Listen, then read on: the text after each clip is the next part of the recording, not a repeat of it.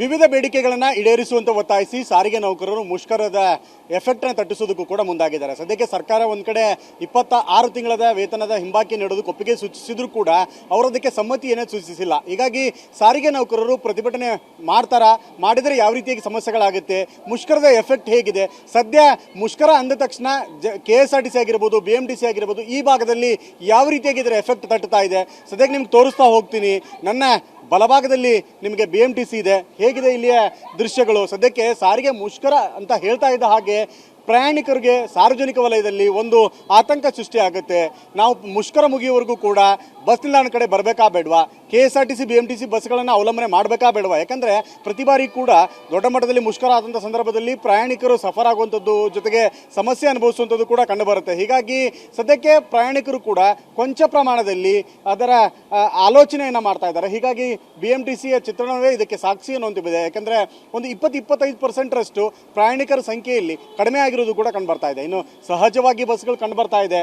ಸಾಕಷ್ಟು ಜನ ಸಾರಿಗೆ ಸಿಬ್ಬಂದಿ ಏನಿದ್ದಾರೆ, ಕಂಡಕ್ಟರ್ ಆಗಿರ್ಬೋದು ಮತ್ತು ಚಾಲಕರಾಗಿರ್ಬೋದು, ಇತರ ಸಿಬ್ಬಂದಿಗಳು ಕೂಡ ಈ ಒಂದು ಮುಷ್ಕರಕ್ಕೆ ಭಾಗಿಯಾಗಬೇಕು ಅನ್ನೋಂಥ ನಿಟ್ಟಿನಲ್ಲಿ ಈಗಾಗಲೇ ಫ್ರೀಡಂ ಪಾರ್ಕಲ್ಲಿ ಕೆಲವೊಂದಿಷ್ಟು ಜನ ಸೇರ್ಕೊಳ್ತಾ ಇದ್ದಾರೆ. ಮತ್ತು ಮುಂದಿನ ರೂಪುರೇಷೆಗಳು ನಾಳೆಯಿಂದ ಮುಷ್ಕರಕ್ಕೆ ಏನಾದರೂ ಕರೆ ನೀಡಿದಂಥ ಸಂದರ್ಭದಲ್ಲಿ ಸಂಪೂರ್ಣವಾಗಿ ಬಸ್ ಬಂದ್ ಮಾಡಿ ಮುಷ್ಕರಕ್ಕೆ ಏನಾದರೂ ಕೈ ಹಾಕಿದರೆ ಪ್ರಯಾಣಿಕರಿಗೆ ಸಮಸ್ಯೆ ಆಗುತ್ತೆ. ಯಾಕೆಂದರೆ ಬೆಂಗಳೂರಿಗೆ ಆಗಿರ್ಬೋದು, ಬೇರೆ ಬೇರೆ ಭಾಗಗಳಿಗೆ ಹೋಗುವಂಥವ್ರಾಗಿರ್ಬೋದು, ಏನೋ ಒಂದು ಎಮರ್ಜೆನ್ಸಿ ಕೆಲಸದ ನಿಮಿತ್ತ KSRTCಗೆ ಬರ್ತಾರೆ, BMTCಗೆ ಬರ್ತಾರೆ. ಹೀಗಾಗಿ ಸಡನ್ ಆಗಿ ಬಸ್ ನಿಂತರೆ ಸಮಸ್ಯೆ ಆಗುತ್ತೆ ಅನ್ನೋಂಥದ್ದು ಕೂಡ ಇರುವಂಥದ್ದು. ಹೀಗಾಗಿ ಪ್ರಯಾಣಿಕರು ಕೂಡ ಈ ಒಂದು ಎಫೆಕ್ಟ್ ತಟ್ಟುವಂಥ ಹಿನ್ನೆಲೆಯಲ್ಲಿ ಒಂದಿಷ್ಟು ಮುನ್ನೆಚ್ಚರಿಕಾ ಕ್ರಮಗಳನ್ನು ತೆಗೆದುಕೊಳ್ತಾ ಇದೆ. ಹೀಗಾಗಿ BMTC ಭಾಗದ ಚಿತ್ರಣದಲ್ಲಿ ಕೊಂಚ ಬಸ್ಗಳಿದ್ರೂ ಕೂಡ ಪ್ರಯಾಣಿಕರ ಸಂಖ್ಯೆಯಲ್ಲಿ ಇಳಿಮುಖ ಆಗಿರೋದು ಕಂಡು ಬರ್ತಾ ಇದೆ. ಇನ್ನು ನಿಮಗೆ ನಮ್ಮ ಎಡಭಾಗದಲ್ಲಿರುವಂತಹ KSRTC, ಇಲ್ಲಿ ಪ್ರತಿಯೊಂದು ಹಳ್ಳಿಗೂ ಕೂಡ ಬಸ್ಗಳು ಹೋಗುತ್ತೆ. ಬೆಂಗಳೂರಿನಿಂದ ಸಾಕಷ್ಟು ಜಿಲ್ಲಾ ಕೇಂದ್ರಗಳಿಗೆ, ತಾಲೂಕಾ ಕೇಂದ್ರಗಳಿಗೆ, ಎಲ್ಲ ಭಾಗಗಳಿಗೂ ಕೂಡ ಶೈಕ್ಷಣಿಕ ಕೇಂದ್ರಗಳಿಗಾಗಿರ್ಬೋದು, ಧಾರ್ಮಿಕ ಕ್ಷೇತ್ರಗಳಿಗಾಗಿರ್ಬೋದು, ಎಲ್ಲದಕ್ಕೂ ಕೂಡ ಬಸ್ಗಳ ಸಂಚಾರದ ಮುಖ್ಯ ಕೇಂದ್ರ ಕೆಂಪೇಗೌಡ ಬಸ್ ನಿಲ್ದಾಣ. ಸದ್ಯಕ್ಕೆ ಈ ಒಂದು ಬಸ್ ನಿಲ್ದಾಣದಲ್ಲಿ ಕೂಡ ಸಾಕಷ್ಟು ಪ್ರಮಾಣದಲ್ಲಿ ಬಸ್ ಇದೆ. ಹಾಸನ, ತುಮಕೂರು, ಚಿತ್ರದುರ್ಗ, ಹುಬ್ಬಳ್ಳಿ, ಧಾರವಾಡ, ಬೆಳಗಾವಿ ಎಲ್ಲ ಭಾಗಗಳಿಗೆ, ಜಿಲ್ಲಾ ಕೇಂದ್ರಗಳಿಗೆ ಹೋಗುವಂಥ ಬಸ್ಗಳ ಸಂಖ್ಯೆ ಇದೆ. ಆದರೆ ಪ್ರಯಾಣಿಕರ ಸಂಖ್ಯೆಯಲ್ಲಿ ಕೊಂಚ ಪ್ರಮಾಣದಲ್ಲಿ ಕಡಿಮೆ ಆಗಿದ್ದಾರೆ ಅನ್ನುವಂತಹ ನೋಟ ಸದ್ಯಕ್ಕೆ TV9 ಕಣ್ಣಲ್ಲಿ ನೀವು ನೋಡ್ತಾ ಇದ್ದೀರಾ. ಹೇಗಿದೆ ಚಿತ್ರಣ ಮತ್ತು ಯಾವ ರೀತಿಯಾಗಿದೆ ಪ್ರಯಾಣಿಕರ ಸ್ಥಿತಿಗತಿಗಳು? ಒಂದೊಮ್ಮೆ ಮುಷ್ಕರಕ್ಕೇನಾದರೂ ಸಾರಿಗೆ ನೌಕರರು ಮುಂದಾದರೆ ದೊಡ್ಡ ಮಟ್ಟದಲ್ಲಿ ಎಫೆಕ್ಟ್ ತಟ್ಟುವ ಸಾಧ್ಯತೆಗಳು ಪ್ರಯಾಣಿಕರಿಗೆ, ಸಾರ್ವಜನಿಕ ವಲಯದಲ್ಲಿರುವಂಥ ಜನರಿಗೆ ತಟ್ಟುತ್ತೆ. ಹೀಗಾಗಿ ಜನರು ಇವತ್ತಿನ ಪ್ಲಾನ್ಗಳೇನಾದರೂ ಇದ್ದರೆ ಮುಷ್ಕರವನ್ನು ನೋಡಿಕೊಂಡೇ ನಿರ್ಧಾರ ಮಾಡೋಣ ಅನ್ನೋಂತಹ ಸ್ಥಿತಿಗತಿಗಳಿಗೂ ಕೂಡ ಮುಂದಾಗಿರ್ಬೋದು.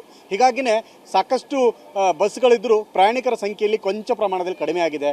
ಒಂದೊಮ್ಮೆ ಈಗ 4 ಗಂಟೆ ಬಳಿಕ ಸಾರಿಗೆ ಮುಖಂಡರೇನಿದ್ದಾರೆ ಇವರೊಂದು ನಿರ್ಧಾರ ತೆಗೆದುಕೊಳ್ತಾರೆ. ನಿರ್ಧಾರದ ಬಳಿಕವೇ ನಮಗೆ ನಾಳೆ ಯಾವ ರೀತಿಯಾಗಿ ಮುಷ್ಕರ ಇರುತ್ತೆ, ಸಂಪೂರ್ಣವಾಗಿ ಬಸ್ಗಳು ಬಂದಾಗತ್ತಾ ಅಥವಾ ಯಾವ ರೀತಿಯಾಗಿರುತ್ತೆ ಅದರ ಚಿತ್ರಣ, ಏನೇನೆಲ್ಲ ಆಗುತ್ತೆ ರೂಪುರೇಷೆಗಳು, ಇವೆಲ್ಲವುಗಳನ್ನು ಕೂಡ ನೋಡ್ಕೊಳ್ತಾರೆ. ನೀವು ನನಗೆ ತೋರಿಸ್ತಾ ಇದ್ದೀನಿ KSRTC ಮತ್ತು BMTCಯ ಚಿತ್ರಣಗಳು ಹೇಗಿದೆ, ಯಾವ ರೀತಿಯಾಗಿರುತ್ತೆ. ಮುಷ್ಕರಕ್ಕೇನಾದರೂ ಕರೆ ನೀಡಿದರೆ ಖಂಡಿತವಾಗಿಯೂ ಕೂಡ ಪ್ರಯಾಣಿಕರಿಗೆ ತೊಂದರೆ ಆಗೋ ಸಾಧ್ಯತೆಗಳ ಹಿನ್ನೆಲೆಯಲ್ಲಿ ಅವರು ಕೂಡ 4 ಗಂಟೆಯ ಸಭೆ ಬಳಿಕ ಏನು ನಿರ್ಧಾರ ಬರುತ್ತೆ ಅದರ ಮೇಲೆ ಮುಂದಿನ ತಮ್ಮ ಕಾರ್ಯಕ್ರಮಗಳಾಗಿರ್ಬೋದು, ಬೇರೆ ಬೇರೆ ಭಾಗಗಳಿಗೆ ಹೋಗುವಂಥವ್ರಾಗಿರ್ಬೋದು, ಏನೇ ಕೆಲಸ ನಿಮಿತ್ತದ ಇದ್ರೂ ಕೂಡ ಅದನ್ನು ಪ್ಲಾನ್ ಮಾಡೋದಕ್ಕೂ ಕೂಡ ಜನರು ಮುಂದಾಗಿರೋದು ಕಂಡು ಬರ್ತಾ ಇದೆ. ಕ್ಯಾಮರಾಮನ್ ಸಂದೇಶ್ ಜೊತೆ ವಿನಯ್ ಕುಮಾರ್, ಕಾಶಪ್ಪನವರ TV9.